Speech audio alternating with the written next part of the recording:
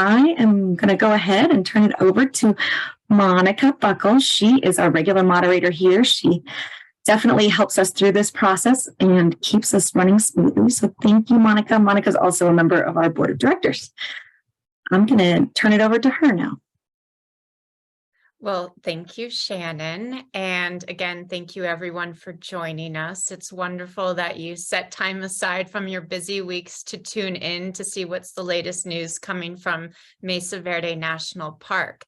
This webinar is a bit different because we do not have a presenter from the park staff at the park speaking today. However, we have the most wonderful Shannon Clifford, the executive director of the foundation, who's going to take us on a bit of a walkthrough of the foundation's history, past, present, and where we're going with current projects.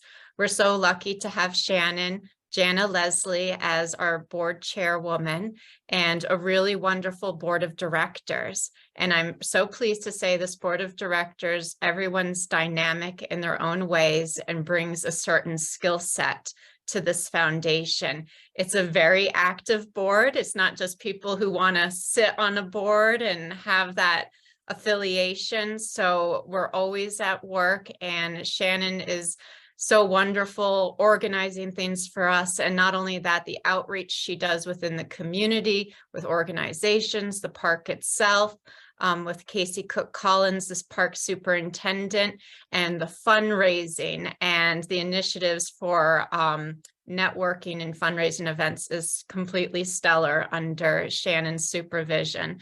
So I think this will be interesting. I get a lot of questions from the public as what does the foundation actually do? So Shannon, I'm going to turn it over to you to answer that question for all of us. Sure. I also want to say, if you have questions during my presentation, I want this to be as user-friendly as possible. So just drop your question in the chat box. And if I don't see it, Monica will make sure that your question is asked. So thank you again for joining. Thrilled to have you here. And really, really looking forward to sharing one of my passions, Mesa Verde National Park and Mesa Verde Foundation. So I'm going to go ahead here and start my slideshow.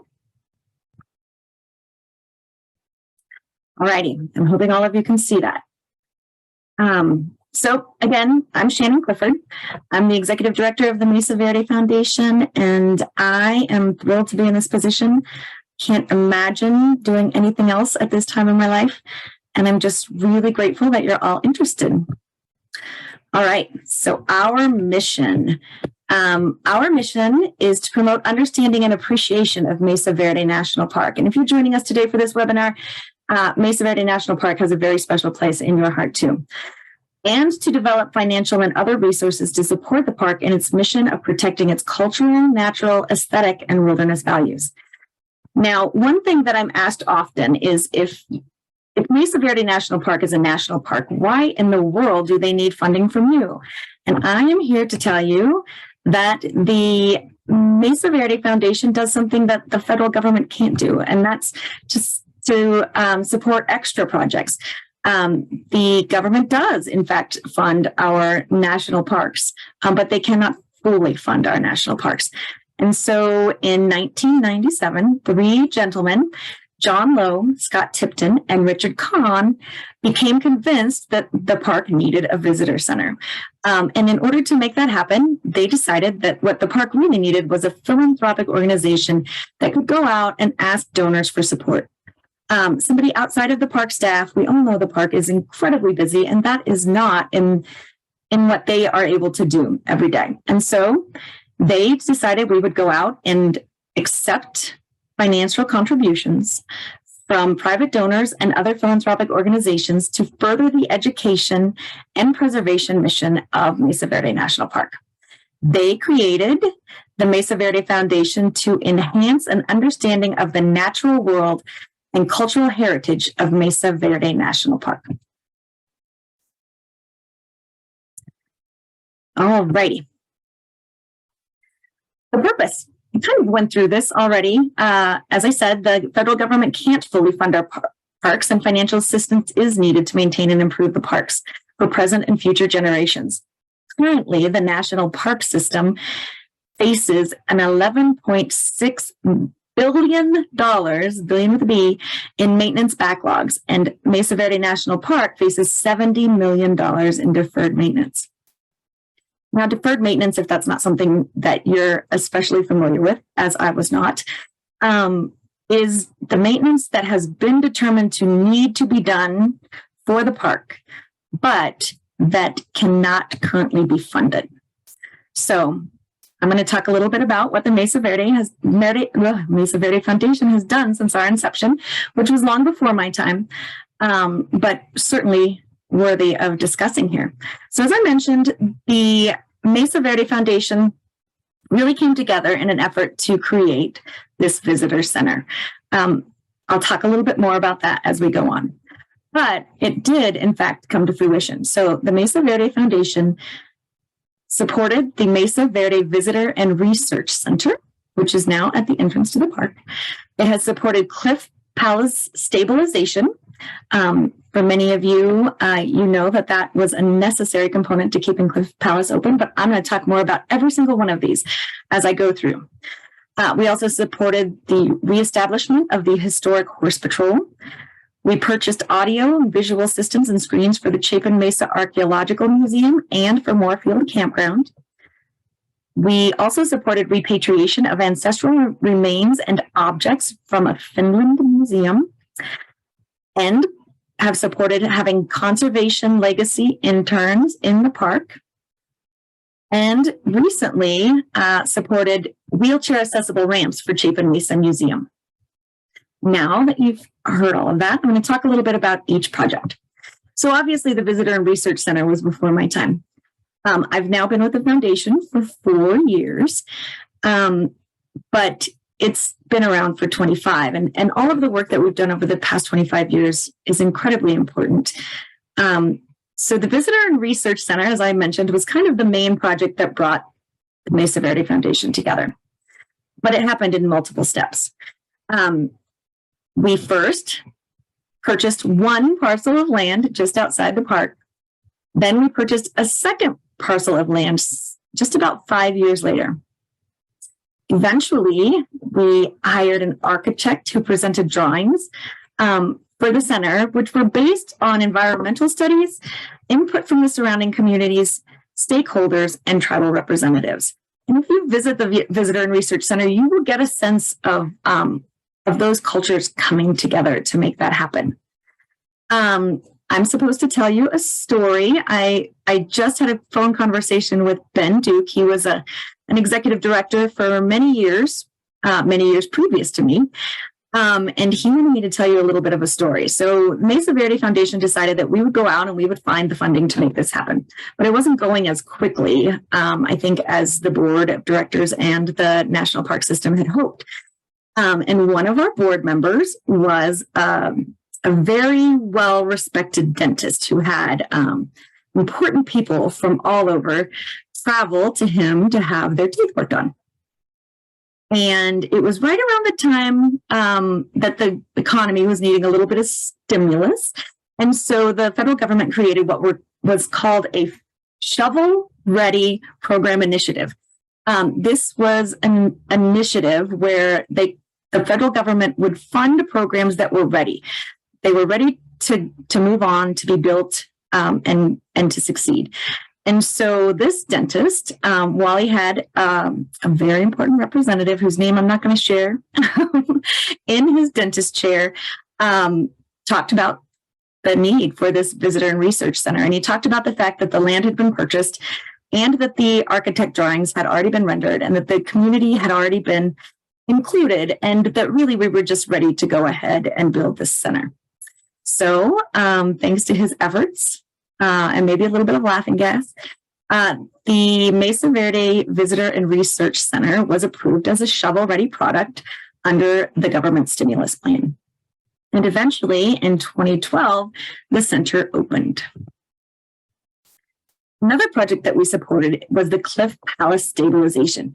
If you're a fan of Mesa Verde National Park and you're up on current events, you probably know that our dwellings. And when I say our, I mean all of ours. They belong to you and to me and to everyone who pays taxes, to be totally honest. So our dwellings have not always been incredibly stable. They're very, very old.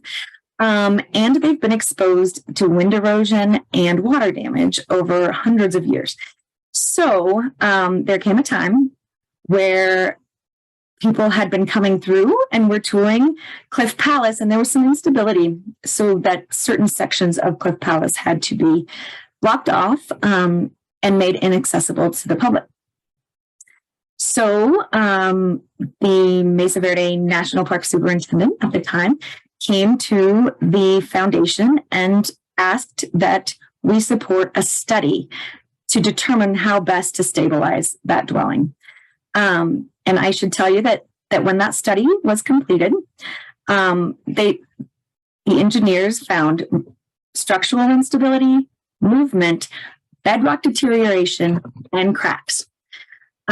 So Mesa Verde Foundation went back to our donors and we asked for more support, and everyone came through in a really big way. And so we were able to support stabilization of some of the areas of Cliff Palace.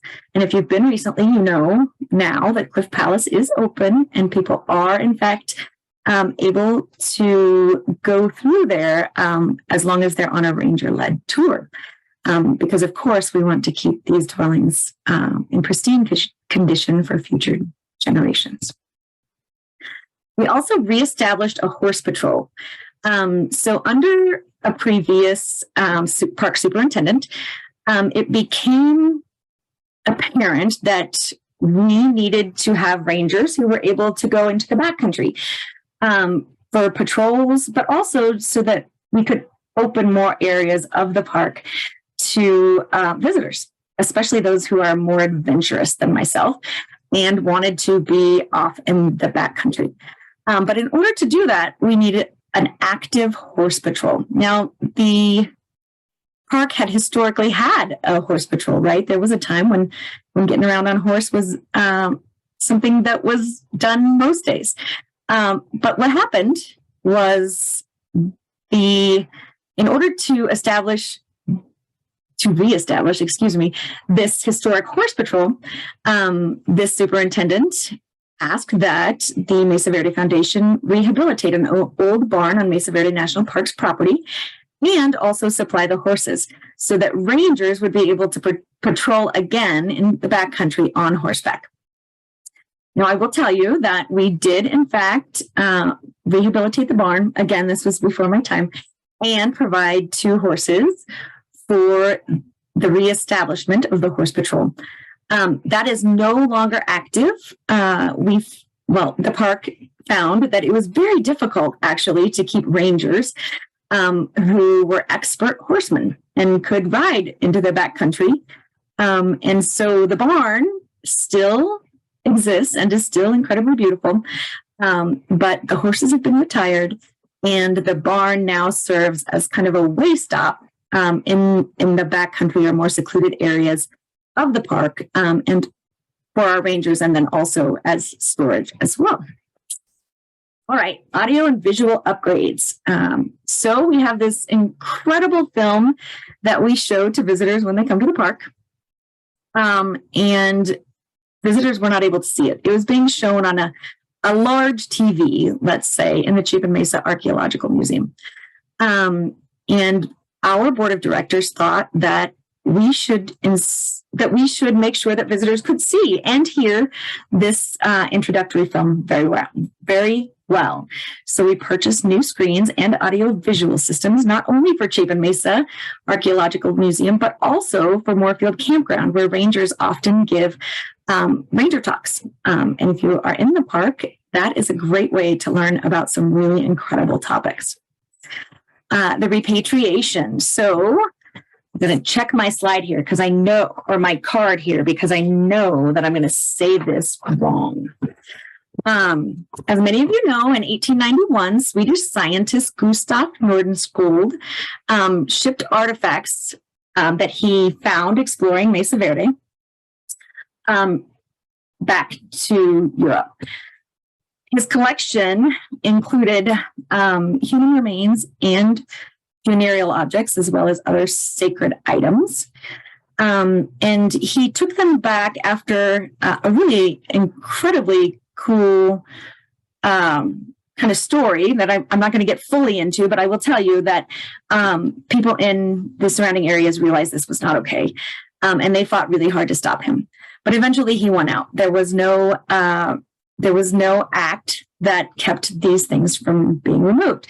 And it's likely that this occurrence actually helped lead to the Antiquities Act that came later.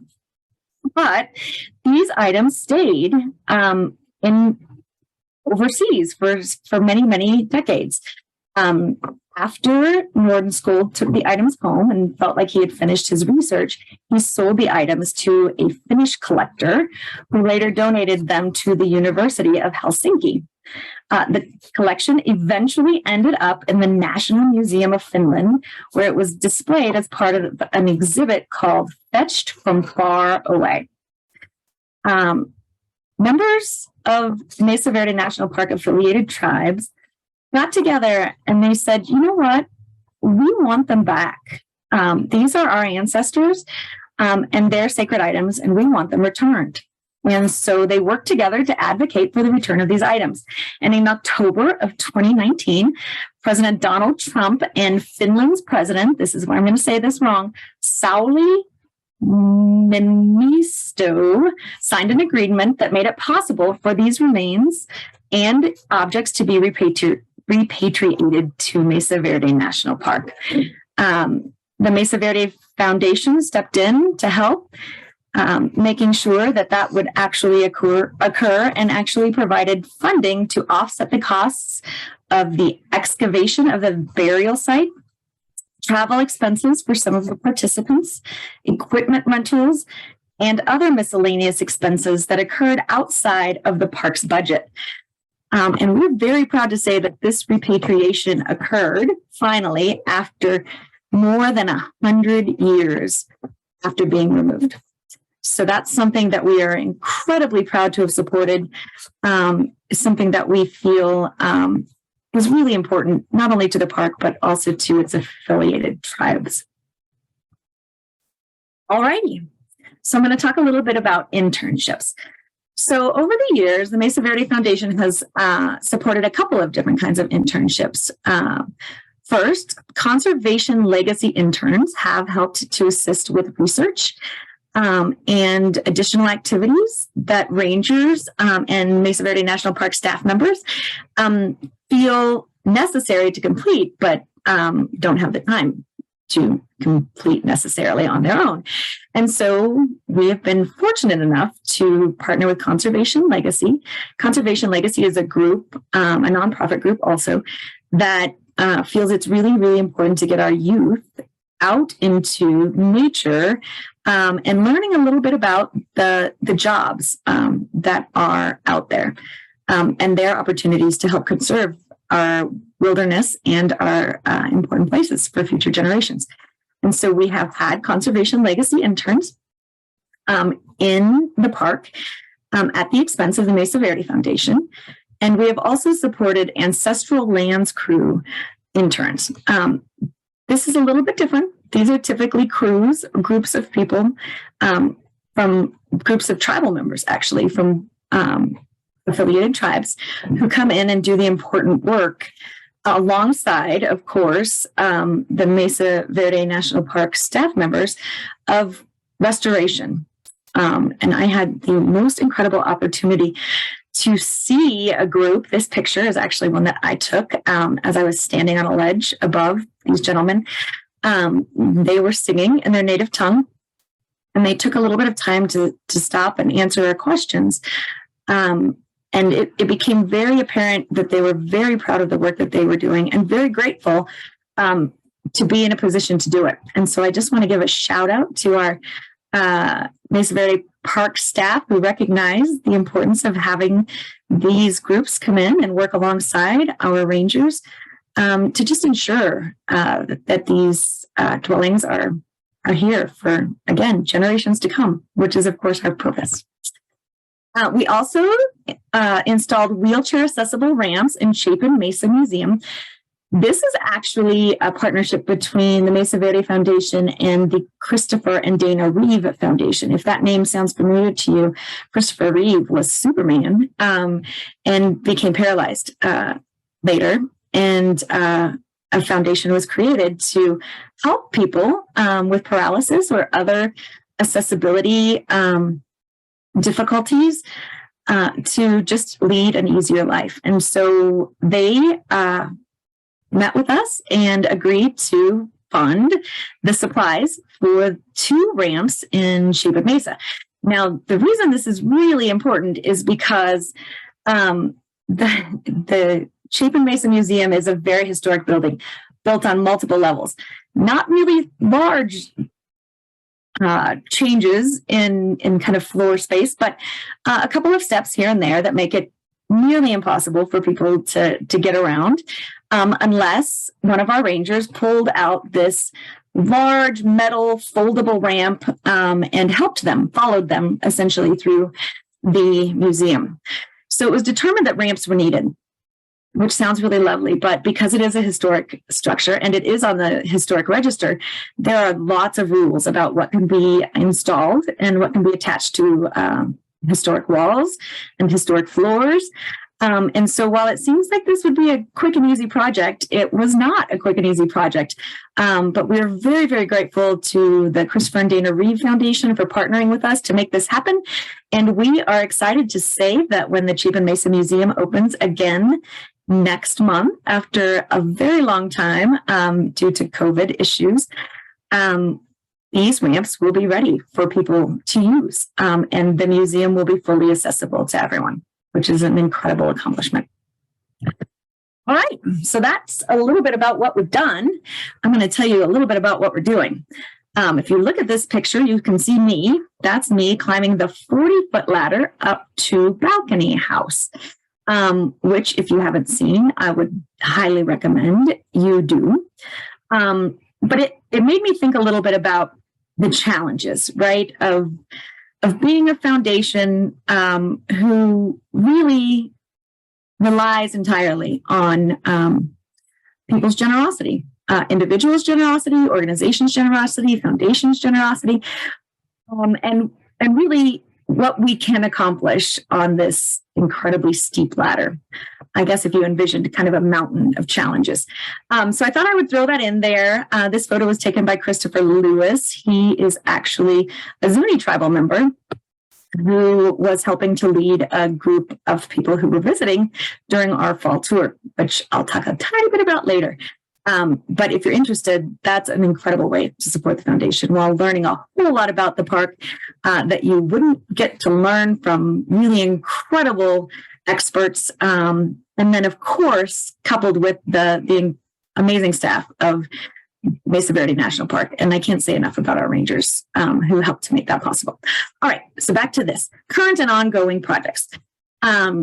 Well, I talked a little bit about the screens for Chapin Mesa and Moorfield Campground earlier. I mentioned that we have a visitor film.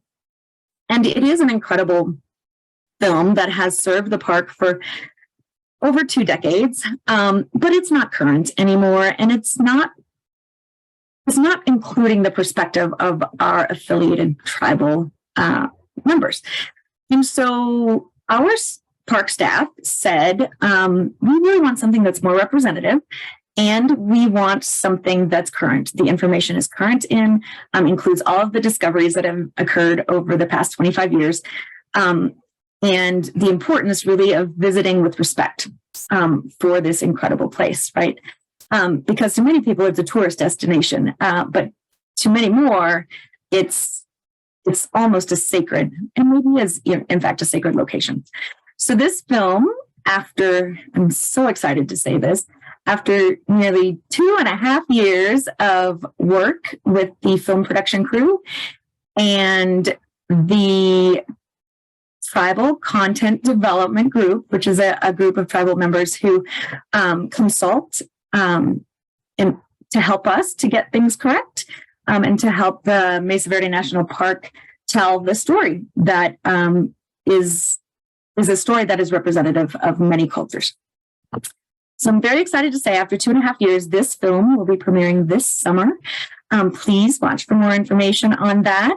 We will be hosting an incredible film premiere event where we can really show our appreciation for our content development group, for the tribal governments who participated, and also for the State Historical Fund, who helped us by partnering with us to help fund this incredibly expensive project.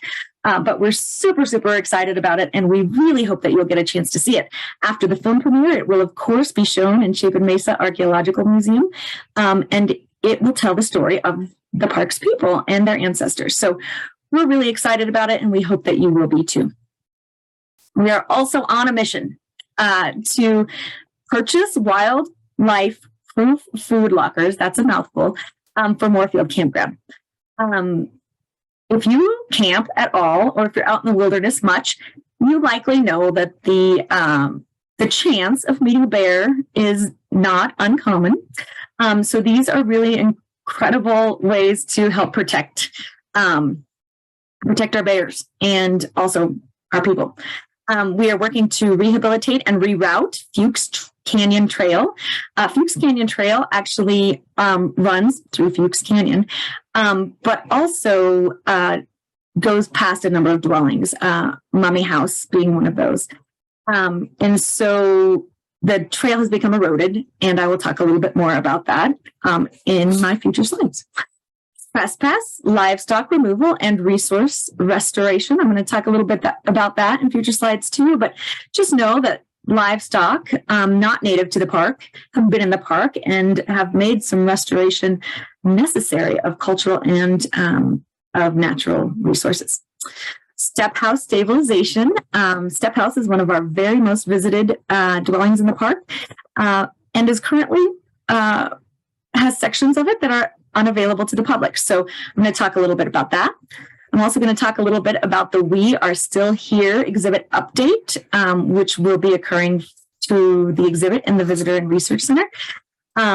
The Colorado State Mesa Verde National Park License Plate Program. If this is something you're not aware of and you're a Coloradoan, I would definitely recommend that you learn a little bit more about that. So I'm going to share a little bit more in just a few minutes. And then, of course, this webinar series, which has helped us bring the park to all of you when you can't be there. So those are some of our current and ongoing projects. I'll describe a little bit more in detail. As I mentioned, the interpretive film project is just about done. It is going to be titled We Are Still Here, and it does tell the story of the ancestral Pueblo people through their modern descendants' lives and cultures. And then also really makes it very clear as to why conservation and preservation of this park are so important. As I mentioned, it includes tribal input. There are members who are interviewed on camera, but there were also many tribal members behind the scenes who were just really making this possible, helping us to tell the story correctly, and also helping us to help others understand. So it's also going to be used to educate visitors about conservation and preservation, and of course, about visiting with respect. This is an actual photo of an actual bear that was taken inside Moorfield Campground, which is inside Mesa Verde National Park. This little guy is in a pop-up camper. So you maybe went away on a hike that day and came back to find a bear. That would be incredibly exciting, but also maybe a little bit frightening.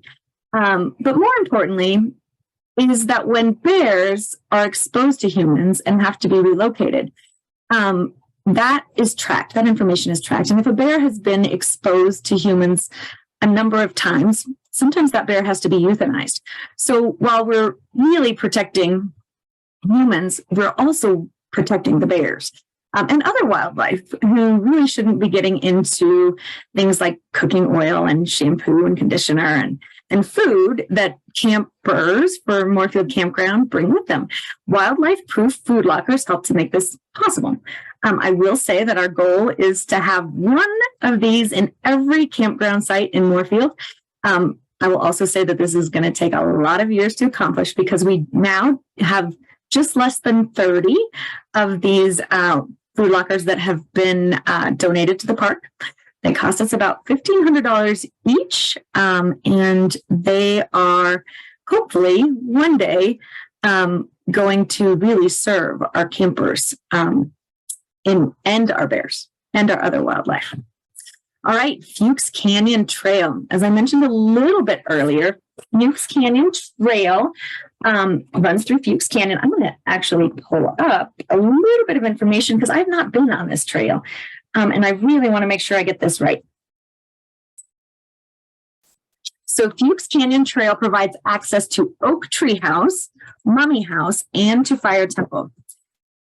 We are providing funding so that work can be done this year to rehabilitate eroded sections of the trail and to reroute the trail away from Fuchs Spring number 4.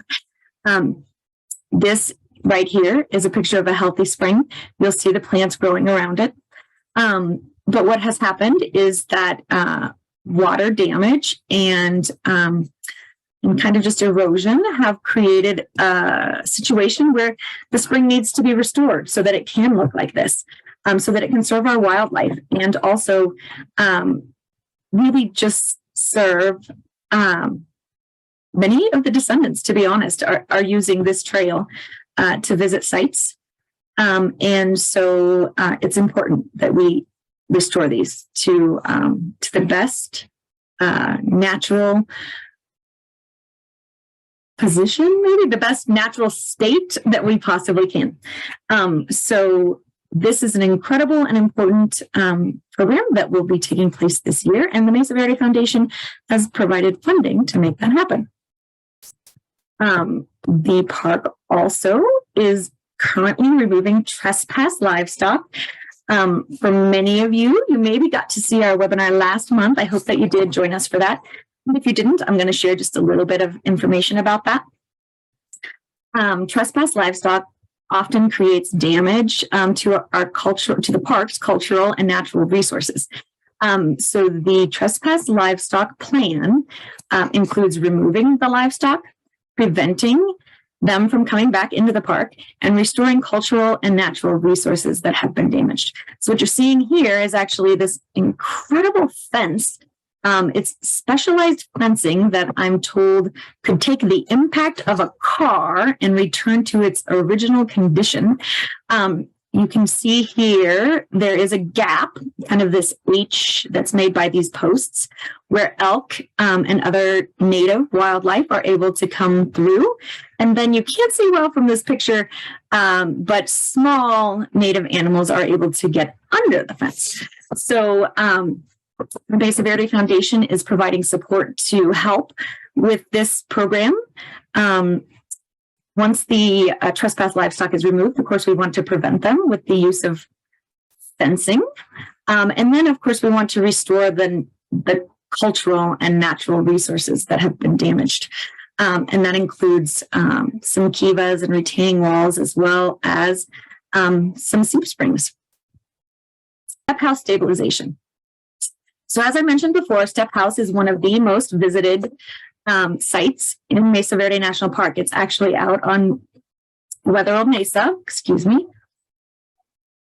And water and erosion have created some damage to Step House.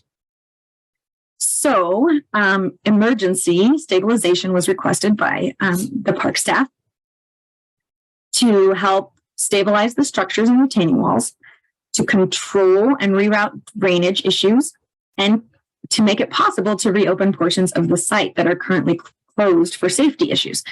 The Mesa Verde Foundation is, in fact, helping to fund the stabilization of this structure, and we hope that you will be able to return to all of the areas of Step House in the near future. All right. We are still here, exhibit updates. So if you've been to our beautiful Visitor and Research Center, you've seen this entryway here. One of the exhibits in the Visitor and Research Center is the We Are Still Here exhibit. And it was designed to represent the modern day cultures of the park's affiliated tribes. Unfortunately, the exhibit hasn't been updated in decades. And so while it does show semi-modern kind of works and items, it doesn't actually show today and the incredible art and artifacts that are being created even today by the people who are associated with the tribes who are affiliated with Mesa Verde National Park. So with the Anschutz Foundation, we have reserved funding to update this exhibit in the Visitor and Research Center. So I hope that next year when you visit, you'll be able to see a fully updated and modern exhibit.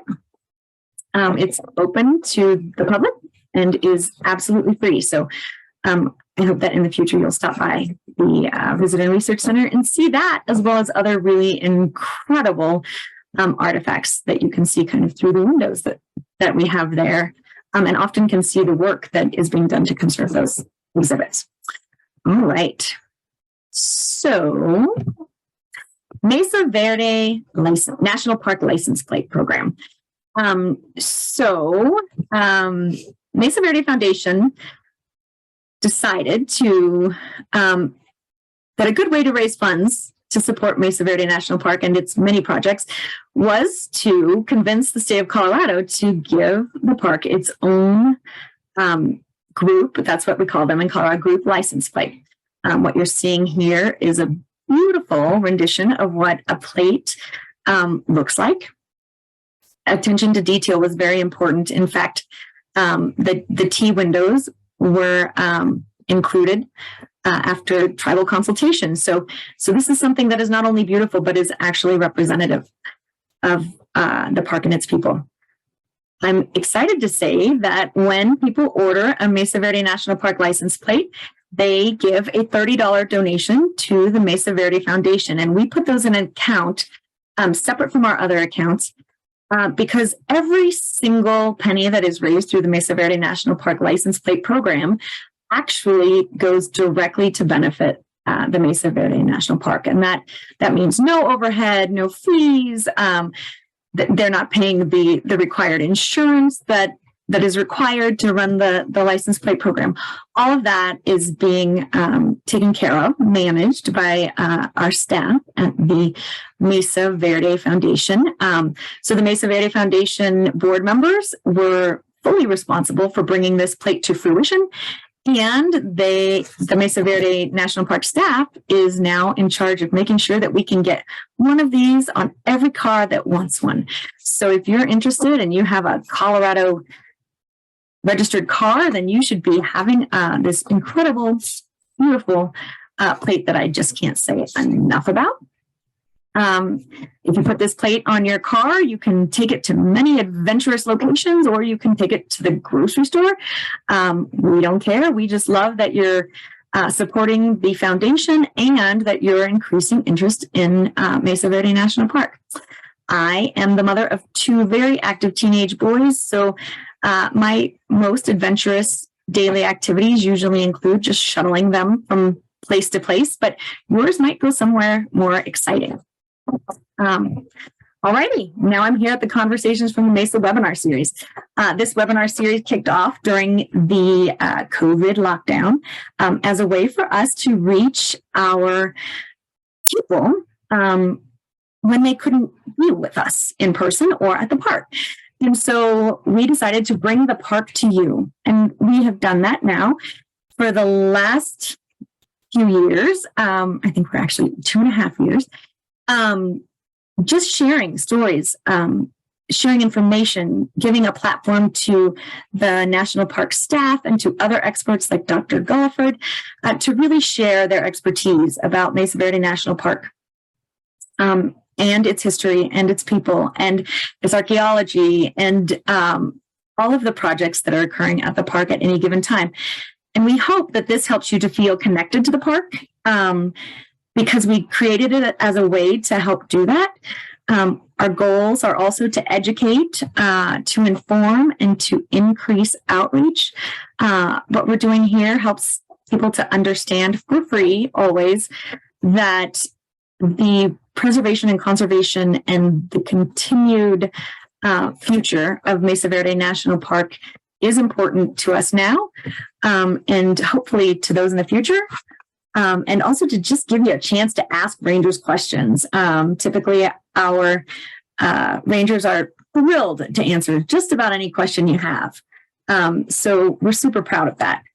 And it helps us to reach one of our goals of educating about Mesa Verde National Park and about its people. All righty. So I'm going to talk a little bit about our impact. This photo was actually a photo that I took when we were on our fall tour. The gentleman in the hat writing on a piece of paper is actually Dr. Andrew Gulliford. He is one of our tour leaders. And then this gentleman standing closest to me when I was taking this shot is Christopher Lopez. He's a member of the Zuni tribe and was also one of our tour leaders. So this was us in Cliff Palace, just learning a little bit more about kivas and how they've been used in the past and how even the Zuni tribe uses them today. All right, so we, together with you, are making a positive, tangible, and sustainable contributions, by supporting conservation of the park's natural landscapes, resources, and wildlife, by supporting preservation of the park's archaeological and cultural treasures, by offering education for visitors, interns, communities, individuals, and youth about the park and its people, and by improving the ways that visitors interact with the park and the experience that they have as a result. Looking forward. So each year, the park superintendent comes to the Mesa Verde Foundation board meeting with a list of requests, things that they have identified as needs that are outside of their budget. So this year, the list included several items. We need 2 electric bikes for rangers' use. One exciting thing that's going on in the park, although it hasn't seemed that exciting because road construction is not really exciting, is the addition of a bike lane on the Mesa Top Loop and the Cliff Palace Loop. So if we can provide 2 electric bikes for rangers' use on those loops and in those bike lanes, we will be able to cut back on the amount of gasoline and fossil fuel and et cetera that are released into the environment when our rangers have to take a truck or a car to visit those sites. So we'll be looking to do that this year. The park has also identified the need for a 3 Sisters garden for visitor education, and one of the things that has already occurred is that a specialist has come in and looked at what could be done and what we are hoping to accomplish. And we are, in fact, hoping to accomplish planting a garden that really focuses on farming techniques that were used by the early people at Mesa Verde National Park, and then also the crops that would have been grown by those people. And opening this for visitors to just learn a little bit more about the people in a really active and hands-on kind of way. So we're really looking forward to that. We also have the Pinyon Juniper Forest Program, kind of reintroduction of the pinyon juniper trees that have been lost in previous wildfires. Of course, the accessibility improvements for Chapin Mesa have begun. We have included 2 ramps in the Chapin Mesa Museum, but there are also accessibility issues outside of the building. So we're hoping to help do more to make that museum fully accessible. The curator has determined that it would be really incredible to create a digital archive of the museum collection. So we're hoping to help make that possible. And once all of the photos are taken and all of the information is recorded, the artifacts would actually be available online to view, which at the National Park Service webpage, which would be just an incredible feat. We are looking to create a virtual experience for Balcony House. If you didn't know what this photo was, here in the background, this is in fact Balcony House. And I showed you a ladder earlier, 40-foot ladder that you take to get into Balcony House, but I didn't tell you about all of the other things that you must accomplish to actually visit. It's not for the faint-hearted. You do crawl through some very narrow tunnels and you grasp chains up some pretty steep steps. But we'd like to make this an experience that everyone can enjoy, regardless of their physical abilities. So creating a virtual experience of Balcony House is also an item that we hope to support. As I mentioned earlier, we have had internships in the past. The park is again asking for funding for the Ancestral Lands crew to return and to do additional work this summer. We're also hoping to provide funding to conserve prehistoric vessels from affiliated tribes that have had to be removed and taken away from display because they do in fact need to be re-glued or preserved in special ways that makes it not a great idea to exhibit them right now for their protection, really. And then, of course, to research impacts of fire suppressants on cultural sites. If you're a Mesa Verde National Park enthusiast, then you know that we have had our share of wildfires in the park. And every time we have wildfires, fire suppressant is used to, of course, keep the dwelling safe. Unfortunately, we have seen some effects of that fire suppressant in the short term and would like to know exactly what we're looking at for the long term, what those suppressants are actually doing to the sites inside of the park. So a little bit of research, or a whole lot of research actually, would be needed in order to really understand that. I'm going to tell you a little bit about our team. This is a picture of Kim Pollan and myself at Mesa Verde during the fall tour. I have a lot of pictures from the fall tour. Probably one of my favorite things to do in the world is to go through those pictures. But as I mentioned before, I am the executive director of the Mesa Verde Foundation, and I am the only full-time employee. So we're doing really incredible things with a really limited staff. Kim Pollan is our office manager, but she is only working part-time. We're a small but mighty organization, and we're really working hard to keep our overhead low so that we can keep the number of projects that we support at the park high. We have an incredible board of directors, 20 members currently on our board. It can grow to as large as 25 members. But I just can't say enough about the work that they do in order to serve on our board of directors. Every single person has to agree to be active. We are a working board. We do require that our members serve not just on the board, but also on our committees. And I'm just incredibly blessed to have a board that's willing to do the work. It definitely makes it easier for me to do my job. And then you, of course, we couldn't do any of this without you. As supporters of the Mesa Verde Foundation, you're making a huge difference, not just for our generation, but for the generations that will visit the park in the future. I hope that one day my great-great-grandchildren will visit the park, and it will be very much like it is today. And that's only possible because of you. So I just want to let you know that you're a valued member of our team, and we are grateful to you. All righty. Now I'm going to tell you a little bit about how you can help.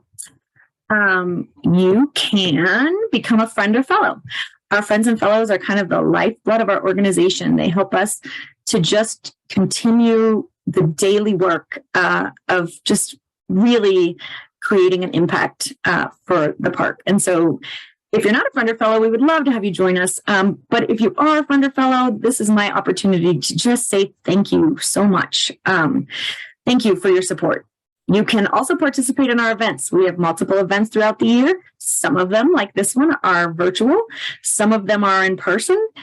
Some of them are fundraising events, and some of them are educational events. We just really would love to have you as an active participant. That makes all the difference in the world.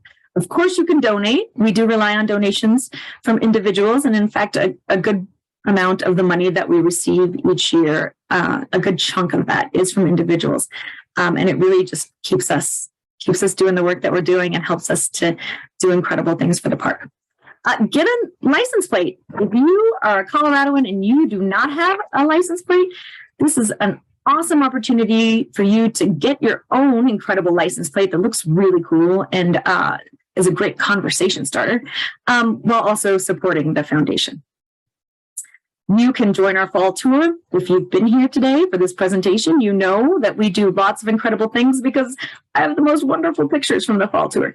In fact, this is a picture of the group from the fall tour that we took in October. As you can see, we have a range of ages and we have a range of physical capabilities, and we will cater to all of our guests. We do have a very limited number of spots available for that because we really do want it to feel like a very personal experience. You can join our Legacy Society. Our Legacy Society is only for people who have said that they will somehow support us in their will at their passing. That doesn't mean any gift today. You don't have to make a single gift today. You can join our Legacy Society and hold on to what you have for now. And later, you can create a legacy for yourself, and you can continue to support the legacy of Mesa Verde National Park, which are two really incredible things. You can volunteer. As I said, we have events. We have committees. We have incredible ways for you to help us. So please do that. If you have any inclination about volunteering, we don't require a whole lot of your time, and we don't even ask that you put your hands in the mud. Now, if you want to put your hands in the mud, or you want to sort through artifacts, or you want to help at the visitor center, those are all incredible volunteer opportunities that you should absolutely take advantage of. But those are volunteers for Mesa Verde National Park, and they will require a few more hours than we do as the Mesa Verde Foundation. You can follow us on Facebook and Instagram. What an easy way to support us. Help us to spread the word. We have really great things, lots of educational material that goes out. They're not just listings or quick posts about things that you don't care about. They're really incredible posts, and we would love to have you engaged through those. You can subscribe to our YouTube channel. If you may not know that, although you are joining us today for a webinar, all of our webinars are recorded and posted to our YouTube channel. So if you miss one, you just have to go there to watch it. And if you watch them, then subscribe to them. And then then YouTube will actually let you know when the next one posts. So you don't even have to keep track of when they'll be posted. And it's a great way to stay informed, incredible way to stay informed. Of course, if you don't join us live, you don't get to ask questions live, so you have to just deal with whatever questions were asked in your absence. And then just as a life goal, you should commit to conservation and preservation of not only Mesa Verde National Park, but of all of our natural and historic treasures. And then you can spread the word, educate yourself and others. What we're doing is important work, and knowing what we're doing and how you can help is important too. Questions? This is actually a picture of my family and I. You can see my boys, they're a little older now. This actually occurred when we were still in the mask wearing phase at the national park. And then this is my adorable husband, Todd. And this is us in front of Cliff Palace. This was not taken during the fall tour, but it is a favorite. So if you have questions, I would love to answer them.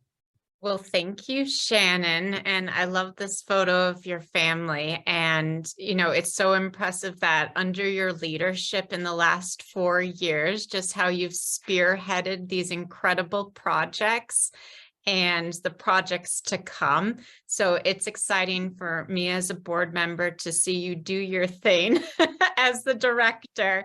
And, you're always a source of inspiration for all of us. And something on a personal note for the viewers that Shannon just has such a nice way about her and always makes everyone feel so good. So not only is she a fabulous director, but she's truly just a wonderful person.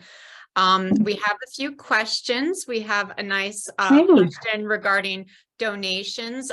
Dean and Nancy, their question is, please tell us if and when Colorado Gives donations happen. Do we give to Colorado Gives site or via Mesa Verde Foundation website? Well, thank you for asking. We do participate in Colorado Gives Day. If you don't know what Colorado Gives Day is an incredible day of giving in Colorado where records are set for support of Colorado charities. And the answer to your question is you can do either. You can absolutely donate via the Colorado Gives Day website, or you can donate to the foundation directly. You can do that by check. You can do that by credit card. You can do that on our website. Our website is also a great place to find out about license plate donations if you're interested in that. But honestly, we just appreciate any support you can offer, and we'll make it as easy as possible for you to make a donation if you're interested. All right, another question. What month is Colorado Gives Day? That's a great one. December. It's the first Tuesday in December, actually. And so we encourage you to learn more about that. Support us, please. Please support us. But if you decide not to support us, then I would still recommend that you participate in Colorado Gives Day and give to a charity that fills your heart. Okay, do we have any other questions? In the meantime, while questions come through, Shannon, do you have a memorable experience at the park that stands out to you? I do, and I tell this story too often, so I wonder if this is going to seem repetitive to all of you. My very first fall tour was with Peter Pino, and Peter Pino was once the governor of the Zia tribe and was a board member at the Mesa Verde Foundation and was also one of our tour guides. And my very favorite dwelling, inexplicably, because honestly, I don't know why, is Square Tower House. I love to stand on the overlook and just look at Square Tower House. It kind of comes up out of nowhere and it's unexpected and it's in this incredible valley. But honestly, it's probably not any more spectacular than any other dwelling. But for some reason, it's always filled my heart. And on our tour with Peter Pino, we had several guests and we were all lined up at the fence looking out at Square Tower House. And Peter started having this conversation with a raven. And I know that sounds just like it's not possible. But he would chirp, I guess, to the raven, and then the raven would chirp back. And Peter would tell us, about how it was really the raven's space and how he was welcoming us to it and how he had kind of allowed us to be in his space. I can't even really tell you all of the words because I was so enthralled with it. But it was such a powerful experience that people who were not in our tour group circled around and listened to this conversation that he was having with this raven. And so now when I'm in the park, I think of Peter, who I hold very near and dear to my heart. So that's my experience. But every experience at the park is incredible. I think people go thinking it's just another national park, and then really your breath is just taken from your body as you realize the people that came before and what a miracle it is that these dwellings are still standing. So, well, thank you, Shannon, for sharing that. That's really interesting, and I know a personal story, so really thank you for sharing that. We have a question from Thelma Antonio. Are there tribal board member representatives, and how does one get on the board? Well, so we actually are always searching for tribal representatives to be on our board because it is incredibly important to us that our affiliated tribes have a voice. I will say that Monica could help answer that question, as Monica is a registered member of the Cherokee Nation. We also have a board member who is of the Caddo Nation of Oklahoma. And then we have Christopher Lewis is not on our board of directors, but he does serve as an advisor in that capacity. And we hope one day, Chris, I hope I'm not spilling the beans here. We hope one day to have him or some members of the Zuni tribe on our board. Of course, the Ute people, both the Southern and the Ute Mountain Ute tribal members are very near and dear to our hearts as they're in the lands surrounding the park and have been really active in our tribal consultation.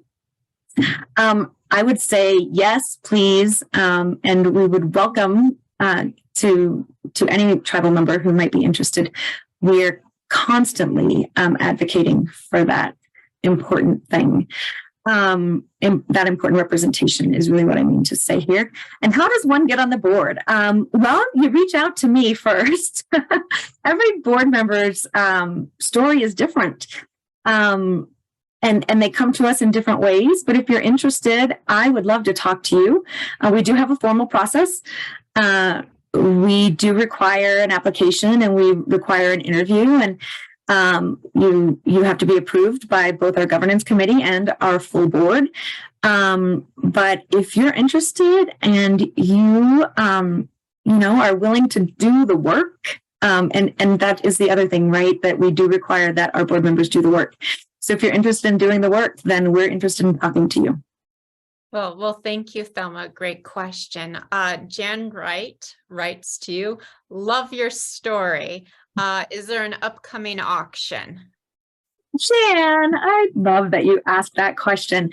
So yes, we will be kicking off our virtual fundraising auction. That's an online auction, April 21st. And we have some really incredible items coming in. Jan knows that because she is donating a piece. Jan is an artist who lives near the park. And who has served or who has participated in the Artist in Residence program at the park.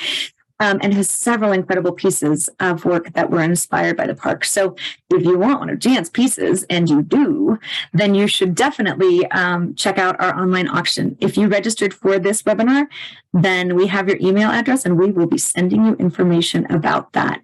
And if you have items, or maybe you're an artist and you want to donate something, then please contact me.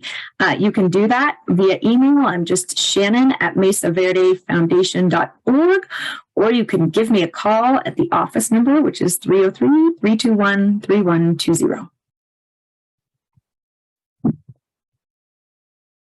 Okay, well, I'll give it a couple more minutes for any other questions for Shannon. But in the meantime, going back to the auction, every year there's always the most unique, original pieces for auction. It's so much fun going through and bidding. And thank you, Jan, for your support with donating your beautiful works. And as Shannon said, if you want to be able to contribute, but perhaps not monetarily, you can contribute. Then do you have something of nice quality or something original you would like to donate for the auction? That's always most welcome. Yes, we appreciate your support in whatever form you would like to give it. We rely entirely on your kindness and your generosity. And sometimes that's the gift of time that you're willing to just take this time and be with us. So thank you all. All right, Shannon. So if you just want to conclude the webinar and yeah. Sure. Thank you. Thank you, Monica, for moderating today. As always, we definitely appreciate you. Thank you to everyone who attended. I honestly wasn't sure that we would get a lot of attendees today. My stories are not quite as interesting as the stories of the experts or of the park rangers, but I appreciate you allowing me this opportunity to share with you the important work that the foundation is doing. And so thank you all. Thank you to all of our board members for the work that they do. Thank you to everyone who joined today. Thank you to everyone who will watch this recording later. Just know that we really appreciate your support. Have a